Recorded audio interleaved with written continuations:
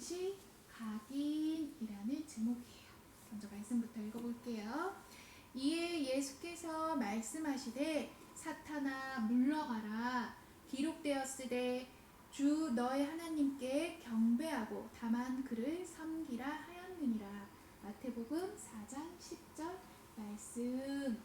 자, 이게 평상시 각인하고 무슨 상관이 있을까요? 그러면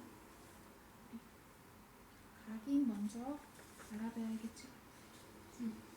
자, 평상시 각인하라고 하셨어요. 각인이 뭘까요? 각인. 우리 평상시 각인할 게 있다고 했는데 각인에 대해서 모르면 우리 하지 못하겠지. 그래서 선생님이 갖고 왔어. 각인이 뭐냐면요. 자, 선생님이 이렇게 봐봐요. 어디 갔니? 자, 이렇게 매직으로 여기다 글씨를 쓸 거예요. 평상시 각인. 자, 오늘 내가 오늘 예배 드리고 말씀을 이렇게 적었어요. 근데요, 이거 지워져요, 안 지워져요? 지워지지요. 근데요, 각인된 것은요, 한 번 가지고 새긴 것이 아니라요, 나무에다가 이 글자를 새기는데 조각칼로 한 번, 두 번, 세 번, 네 번 더 깊게 새기려면 더 많이 새겨야겠지요. 자, 이거 지우개로 지워질까요? 선생님 지워볼까요?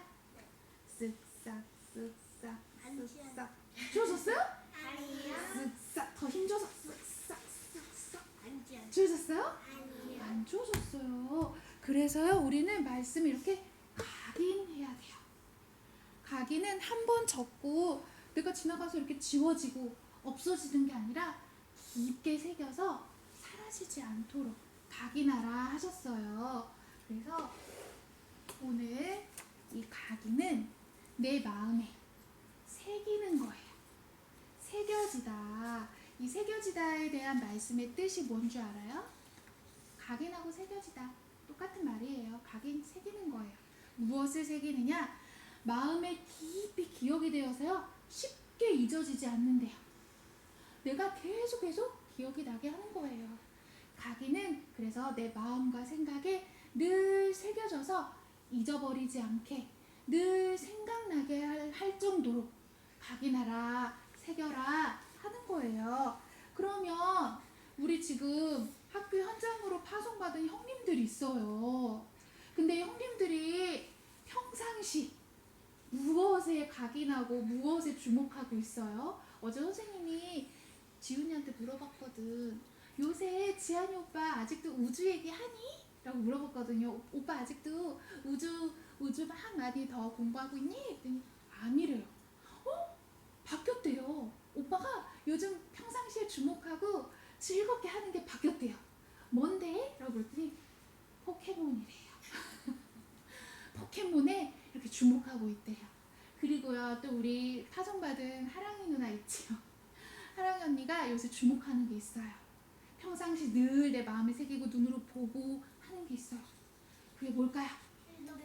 아는구나. 아는구나.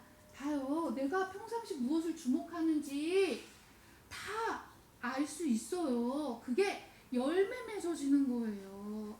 내가 평상시에 주목하는 건 반드시 열매 맺어진다고 했어요. 자, 오빠가 무엇을 주목하지? 주목하는 건 오빠였는데 지훈이가 알아요, 몰라요? 알아요, 몰라요? 알잖아요. 그리고 하랑이 언니가 무엇에 주목하는지 하랑이 언니가 주목한 건데 하루랑 알아요, 몰라요? 알지요? 이같이 내가 무엇에 주목하는지에 따라 반드시 열매가 맺어져요. 열매가 맺어진다는 거는요, 다른 사람이 볼 때도 아, 그거 하는구나, 이거 하는 사람이구나 보여지는 거예요. 그러면 우리는 평상시 무엇에 주목해야 될까요? 우리는 뭐라 그랬어요? 하나님의 일꾼이라 그랬지요. 그러면 평상시에 내가 무엇 하는 게 보여줘야겠어요? 내가 항상 평상시에 포켓몬 생각하고 있고요, 평상시에 핸드폰 하고 있으면요, 하나님의 일꾼으로 보여질까요?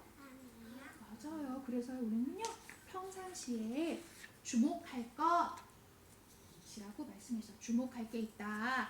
주목이라는 말의 뜻은요 관심을 가지고 주의 깊게 살피는 걸 말해요. 그냥 이렇게 한번 보고 마는 것이 아니라 저게 뭐지? 우리 과학관 갔을 때 이렇게 보이지 않던 세균 무엇으로 봤지요? 요만한 구멍에다 눈을 대고 봤더니 보였지요? 그게 주의 깊게 관심을 가지고 살피는 걸 말해요. 내가 이렇게 보니까 한쪽 눈으로 보려고 하니까 어떻게 돼요? 보려고 더 집중하게 되지요? 그걸 주목하다라고 하는 거예요. 또 있어요. 주목하다의 뜻은요. 조심하고 경계하는 눈으로 살피는 거예요. 이것이 무엇인지 조심스럽게 경계하고 살피는 것을 말해요. 그러면요. 우리가 평상시 조심하여 경계하여 살피고 주의 깊게 관심을 가지고 집중하여 볼 것이 무엇일까요? 그게 우리가 평상시 주목할 거다 이렇게 말씀하셨어요. 자, 예수님께서도요 이렇게 평상시 무엇에 주목하셨는지 시험을 받으신 적이 있어요. 근데요 이 시험을 받으시러 가셨는데 그냥 내가 평상시에 있을 때 마귀가 시험하러 온 게 아니라 말씀 1장에 마태복음 4장 1장에 보면 이렇게 나와요. 그때 예수께서 성령에게 이끌려 마귀에게 시험을 받으러 광야에 가사라고 되어 있어요.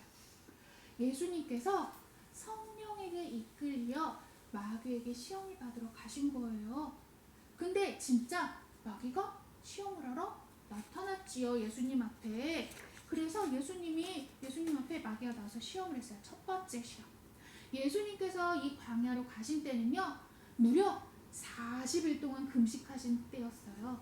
40일 동안 아무것도 먹지 않으셨어요. 그럼 어떠실까?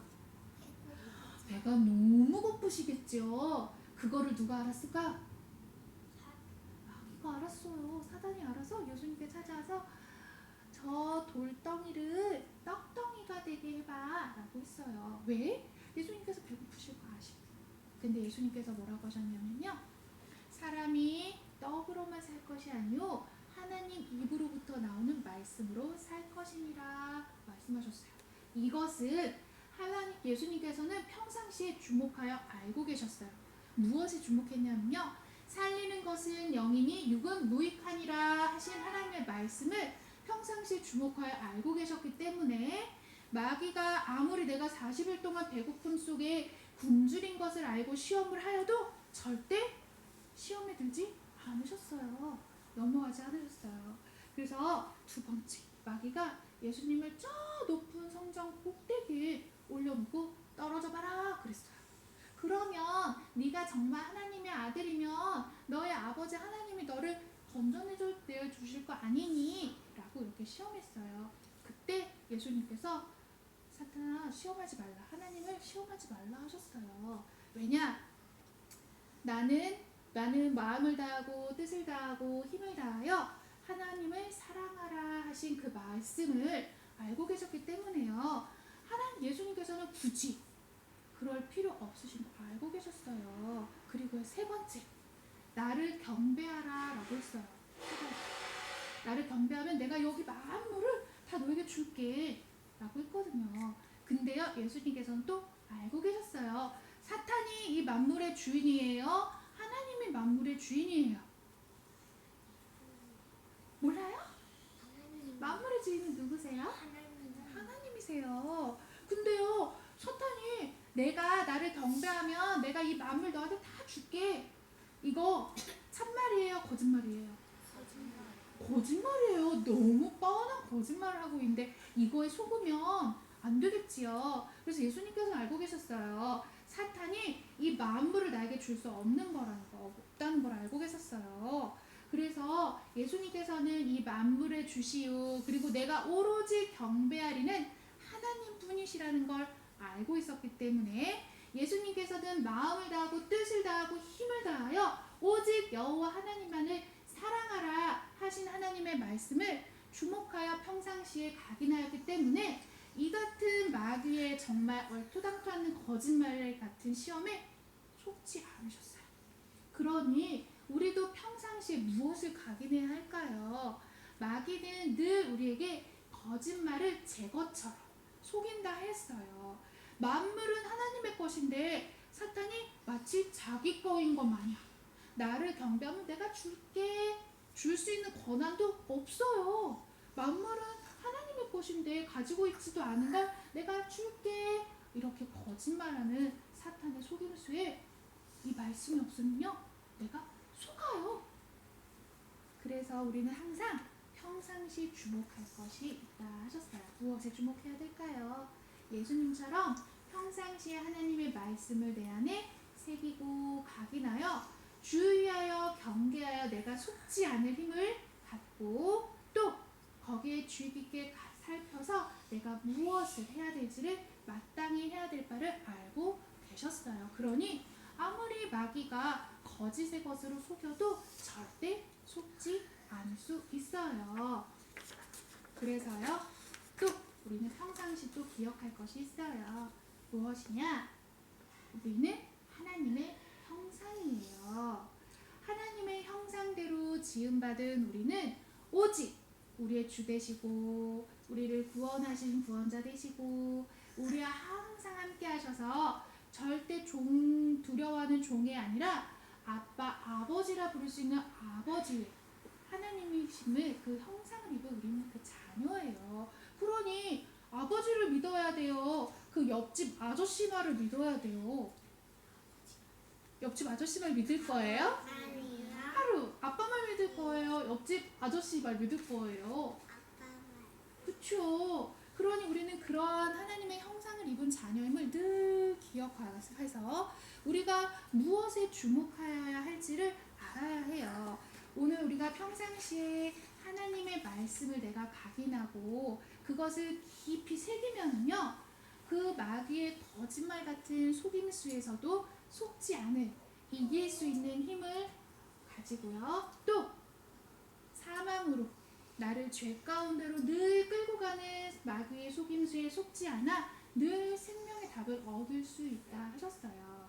그러니 우리 렘넌트들도 평상시에 내가 무엇에 주목하여야 될지를 오늘 말씀을 통해 마음에 새기고 그래서 아무리 세상에 화려하고 재밌는 것들이 많다 하여도 마귀가 아무리 나를 유혹하여도 우리는 날마다 예배드리는 거예요. 그래서 오늘도 어제도 내일도 우리는 항상 매일 예배드리는 거예요. 왜요?